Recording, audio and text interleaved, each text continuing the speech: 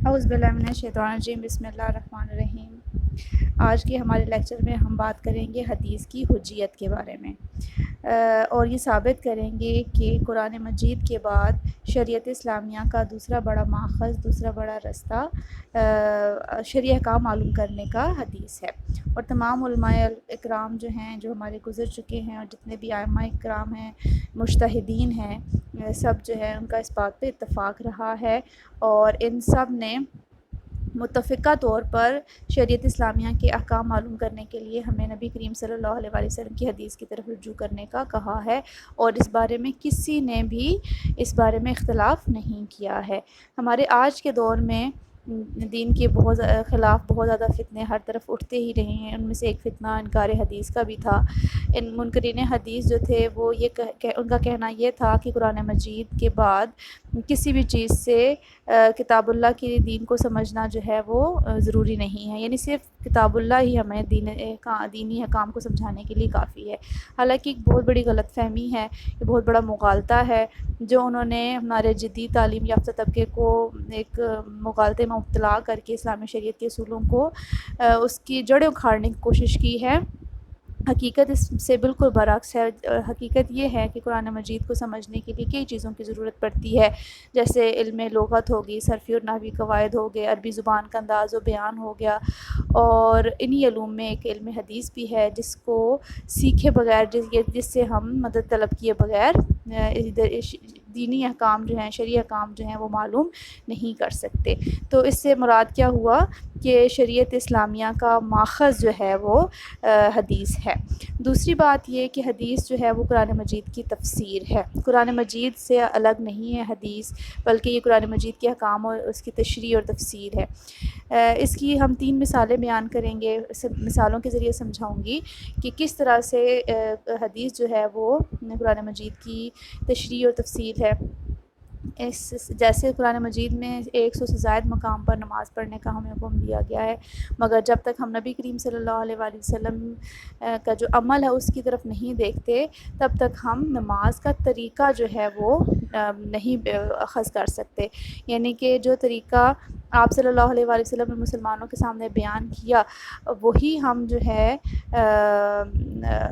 ہم نماز کے لیے اختیار کریں گے۔ حالانکہ قرآن مجید کے اندر نماز کا طریقہ کہیں بھی معلوم نہیں، وہ ہمیں نبی کریم صلی اللہ علیہ وآلہ وسلم کے عمل سے ہی چاروں ناچار جو ہے وہ پتہ چلے گا۔ ہم کچھ بھی کر لیں، نماز کا طریقہ ہمیں قرآن مجید سے نہیں مل سکتا، لہٰذا ہمیں آپ کی حدیث کی طرف جو ہے وہ رجوع کرنا پڑتا ہے۔ اس لیے جیسے کہ نبی کریم صلی اللہ علیہ وآلہ وسلم نے فرمایا کہ سلو کما رأیتمونی اصلی، کی نماز اس طرح سے پڑھو جیسے مجھے پڑھتے ہوئے دیکھتے ہو۔ تو ہم قرآن مجید کی اس جو 100 سے زائد مقام پر جو نماز پڑھنے کا ہمیں حکم دیا گیا ہے، اس کو ہم اس وقت تک اس پر عمل پیرا نہیں ہو سکتے جب تک ہم حدیث کی طرف نہ جائیں۔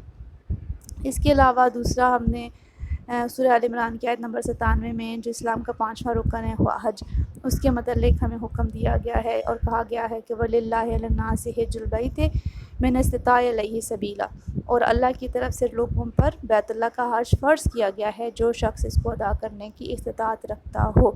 لیکن حج کے بھی تفصیلی احکام جو ہیں وہ ہمیں نبی کریم صلی اللہ علیہ وسلم کے عمل سے اور آپ صلی اللہ علیہ وسلم کی سنت سے پتہ چل سکتے ہیں مسلمانوں کو، جیسے کہ آپ صلی اللہ علیہ وآلہ وسلم نے کہا تھا حج کے دوران خُذُوا عَنِّی مَنَاسِکَکُم، کہ مجھ سے حج کے ارکان سیکھ لو۔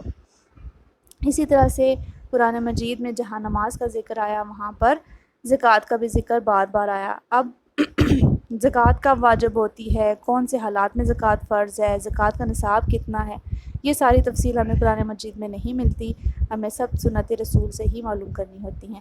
تو ان تمام مثالوں سے پتہ چلتا ہے کہ حدیث جو ہے وہ قرآن مجید کی وضاحت میں بہت اہم کردار ادا کرتی ہے، اور علم حدیث کے بغیر ہم قرآن احکام پر عمل پیرا نہیں ہو سکتے۔ اور تیسری بات، خود اسی قرآن مجید میں ہمیں یہ کہا گیا کہ نبی کریم صلی اللہ علیہ وآلہ وسلم کی اطاعت کی جائے۔ سورہ احزاب کی آیت نمبر 21 میں دیکھیے لَقَدْ كَانَ لَكُمْ فِي رَسُولِ اللَّهِ أُسْوَةٌ حَسَنَةٌ۔ اسی طرح سے سورہ آل عمران کی آیت نمبر 31 میں اللہ تعالیٰ کا ارشاد ہے کہ قُلْ إِن كُنتُمْ تُحِبُّونَ اللَّهَ فَاتَّبِعُونِي يُحِبُّكُمُ اللَّهُ، کہ اے نبی صلی اللہ علیہ وآلہ وسلم فرما دیجئے کہ اگر تم اللہ سے محبت کرتے ہو تو میری اتباع کرو، اللہ تمہیں دوست رکھے گا۔ اسی طرح سے بہت سارے مقامات پہ ہمیں قرآن مجید کے اندر ہی اس بات کا حکم ملتا ہے کہ آپ صلی اللہ علیہ وآلہ وسلم کی اطاعت کی جائے. جو اطاعت کرے گا وہ یقیناً کامیابی پائے گا. اور اس کے علاوہ جو لوگ اطاعت نہیں کرتے ان کو وعید بھی سنائی گئی ہے کہ جو لوگ اللہ اور اس کے رسول کی اطاعت نہیں کرتے وہ یقیناً کھلی گمراہی میں پڑ جائیں گے. چوتھی بات، قرآن مجید کو سمجھنے کے لیے بھی ہمیں حدیث کی جو ہے وہ ضرورت پڑتی ہے. اس کے لیے بھی ہمیں حدیث جو ہے ضرورت ہوتی ہے. حدیث کے لیے بہت ساری ایسی چیزیں ہیں جن کا ذکر ہمیں قرآن مجید میں ملتا ہے، لیکن اس کی وضاحت ہمیں نبی کریم صلی اللہ علیہ وآلہ وسلم کی احادیث سے ہی جو ہے وہ پتہ چلتا ہے.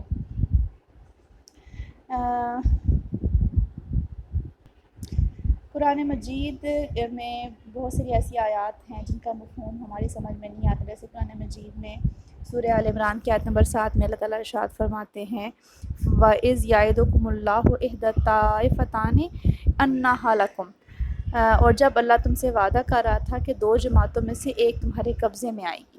یہ قرآن مجید پڑھنے کے بعد ہمیں نہیں معلوم ہو سکا کہ وہ دو جماعتیں کون سی تھیں اور اللہ نے جس کا وعدہ کیا تھا وہ کون سا ہے. لیکن ہمیں نبی کریم صلی اللہ علیہ وسلم کی سیرت سے پتہ چلتا ہے کہ یعنی قافلہ تجارت اور لشکر قریش. اسی طرح سے سورہ توبہ کی آیت نمبر 118 میں وَلَثَلَاثَةُ الَّذِينَ خُلِّفُوا، اور وہ 3 اشخاص پر اللہ کی مہربانی ہوئی جس کے معاملے کو پیچھے رکھا گیا. 3 اشخاص تھے، 3 صحابہ اکرام تھے جو غزوہ تبوک میں پیچھے رہ گئے تھے، یعنی کہ انہوں نے غزوہ تبوک میں شرکت نہیں کی تھی. تو آپ صلی اللہ علیہ وآلہ وسلم کے حکم کی نافرمانی کرتے ہوئے اللہ تعالیٰ نے اور نبی کریم صلی اللہ علیہ وسلم نے ان سے ناراضگی کا اظہار کیا تھا.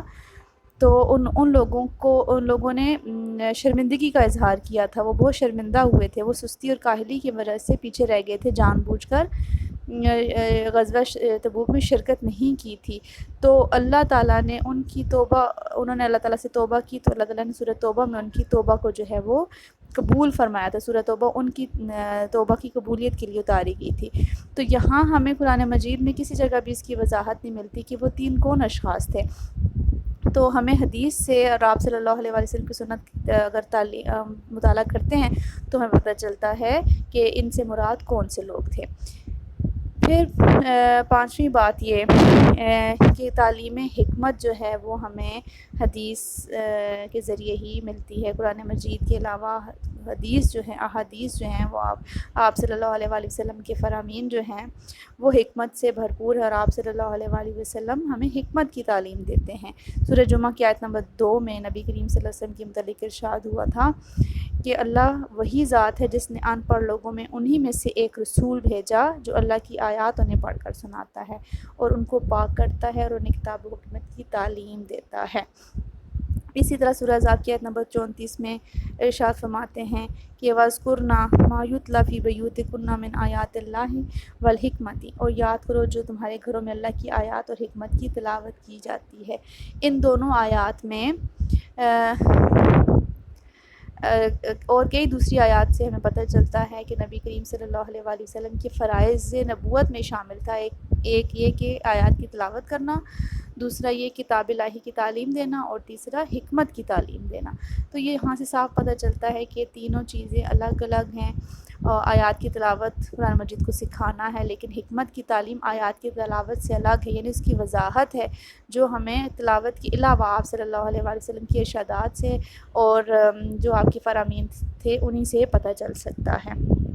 اس کے علاوہ ایک بات یہ کہ مومنین کا جو راستہ تھا اس کی اتباع کے لیے اور صحابہ اکرام کے جو عمل تھا وہ بھی اسی بات پہ تھا. وہ اس بات پہ متفق تھے کہ نبی کریم صلی اللہ علیہ وآلہ وسلم کی سنت کی طرف یا حدیث کی طرف ان کا رجوع رہا ہے.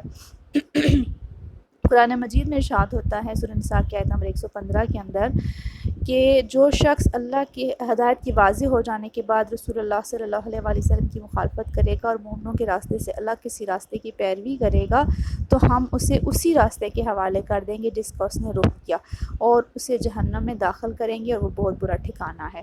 اس آیت سے ہمیں پتہ چلتا ہے کہ مومنوں کے راستے کو چھوڑ کر دوسرا راستہ اختیار کرنے والوں کو جہنم میں داخل کیا جائے گا، اور یہ ایک طرح کی واضح دھمکی ہی ہے۔ اب سوال یہ ہے کہ مومنوں کو راستہ کیا تھا؟ اس سلسلے میں جب ہم صحابہ کرام کا طرز عمل دیکھتے ہیں، اس کا مطالعہ کرتے ہیں، تو ہمیں صاف پتہ چلتا ہے کہ وہ نبی کریم صلی اللہ علیہ وآلہ وسلم کہ جتنے بھی اصحاب تھے اللہ کی کتاب کے بعد ہمیشہ رسول اللہ صلی اللہ علیہ وسلم کی سنت اور آپ صلی اللہ علیہ وسلم کی قول و عمل کو جو ہے وہ حاصل کرنے کی کوشش کرتے تھے اور ہمیشہ اس پہ چلتے تھے۔ اس سلسلے میں بہت ساری ہمارے سامنے مثالیں موجود ہیں کہ آپ صلی اللہ علیہ وآلہ وسلم کے حکم کی اطاعت جو ہے وہ اس کے لیے ہر وقت جو ہے وہ تیار رہتے تھے اور کوئی ایسا موقع نہیں چھوڑتے تھے جس میں آپ صلی اللہ علیہ وآلہ وسلم کی اطاعت جو ہے وہ نہ کی جاتی ہو۔ اس کے علاوہ مسلمانوں کے اتحاد کا ذریعہ ہے سنت رسول۔ دینی احکام میں جو یکسانیت ہمیں نظر آتی ہے وہ حدیث کے بغیر ممکن نہیں ہے۔ اگر ہم قرآن مجید کی تفسیر کی ہی مثال لے لیں، اگر ہر شخص قرآن کی تفصیل تعویل جو ہے وہ اپنی مرضی سے کرنے لگ جائے گا تو مسلمانوں میں اختلاف اور انتشار پھیل جائے گا، اتحاد ملت جو ہے وہ ٹکڑے ٹکڑے ہو جائے گا اور امت مسلمہ کئی فرقوں میں بڑھ جائے گی۔ لہٰذا سنت رسول ہی وہ واحد رسی ہے جس نے ابھی تک مسلمانوں کو ملت اسلامیہ کو جو ہے وہ اکٹھے کیا ہوا ہے، ان کا اتحاد کا ذریعہ ہے۔ اس کے علاوہ ہم حدیث کی تاریخی اہمیت بھی دیکھتے ہیں۔ جو کل آپ کو میں نے لیکچر دیا اسے میں نے آپ کو بتایا کہ حدیث جو ہے کوئی عام صنف نہیں ہے، کوئی عام موضوع نہیں تھا، کوئی علم نہیں تھی، بلکہ ایک تاریخی اہمیت اس کے پیچھے آپ صلی اللہ علیہ وآلہ وسلم کے فرامین کو بہت مقدس اور بہت تقدس کے ساتھ آج ہم تک پہنچایا گیا اور اس کے لیے بہت اہتمام کیا گیا، بہت خیال کیا گیا۔ نبی کریم صلی اللہ علیہ وآلہ وسلم نے فرمایا تھا کہ جو میری طرف جھوٹ باندھے وہ اپنا ٹھکانہ جہنم میں بنا لے۔ تو اس سلسلے میں صحابہ اکرام نے اس بارے میں اتنی احتیاط کی کہ وہ اس چیز سے ڈرتے تھے کہ کہیں ہم آپ صلی اللہ علیہ وآلہ وسلم کی طرف کوئی ایسی چیز منسوب نہ کر دیں جو آپ صلی اللہ علیہ وسلم نے نہ کہی ہو، اور اس وجہ سے ہم کہیں جہنم میں اس کے جہنم کی حقدار نہ ہو جائیں۔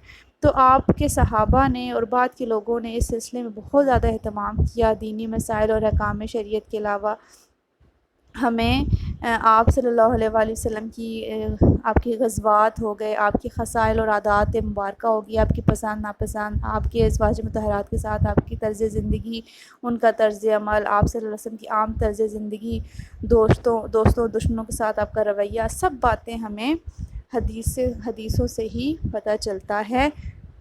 تو اس کو آج تک جس اہتمام کے ساتھ ہم تک پہنچایا گیا ہے، اس بات کی عکاسی کرتا ہے کہ حدیث کوئی معمولی علم نہیں ہے کہ جس کو ایسی جو ہے وہ اختیار کیا گیا، بلکہ اس کو چونکہ لوگوں کی رہنمائی کا ذریعہ بننا ہے تو اس کے لیے بہت اہتمام کیا گیا ہے، اس کو تاریخی مقام حاصل ہے۔ اس کے علاوہ آخری پوائنٹ ہم دیکھتے ہیں کہ حدیث کی ادبی، ثقافتی اور معاشرتی اہمیت بھی جو ہے وہ یگانہ ہے۔ احادیث نبویہ نے عربی ادب کو ایک خاص رنگ دیا اور عربی ادب کے خاص اسلوب متعین کیے جو اس سے پہلے اس میں نہیں تھے۔ اس طرح عربی تہذیب و ثقافت کو پھیلانے میں حدیث نے بہت اہم کردار ادا کیا۔ معاشرے کے بہت سارے طبقات حدیث کی روایات سے متاثر ہو کر ایک خاص طرز زندگی اپنانے کے لیے تیار ہو گئے۔ ان تمام پہلوؤں میں ہمیں حدیث نبوی کی اہمیت کا اندازہ لگایا جا سکتا ہے اور اس میں کسی قسم کی کوئی مشکل نہیں ہے۔ الغرض حدیث رسول صلی اللہ علیہ وآلہ وسلم شریعت اسلامیہ کا ماخذ ہے، قرآن کی تفسیر ہے، اطاعت رسول کی اساس ہے، عبادات اور احکامات کی تفصیل ہے، عہد رسالت کے ثقافتی ورثے کی ترجمان ہے اور تاریخی روایات کی امین ہے۔ اس لیے نبی کریم صلی اللہ علیہ وآلہ وسلم نے فرمایا تھا کہ میں تم میں سے دو بھاری چیزیں چھوڑے جا رہا ہوں، اگر تم اس پر عمل پیرا ہوگے تو کبھی گمراہ نہیں ہوگے، ایک کتاب اللہ اور دوسری میری سنت۔ تو اس طرح سے ہم نے حدیث کی حجیت معلوم کر لی، حدیث کا مقام و مرتبہ معلوم کر لیا۔ اگلا ہمارا لیکچر جو ہوگا وہ جمع و تدوین حدیث ہے کہ قرآن کی طرح حدیث کو کس طرح سے جمع کیا گیا اور اس کو کس طرح سے کتابی شکل میں آج تک ہم تک پہنچایا گیا۔ ٹھیک ہے، اللہ حافظ۔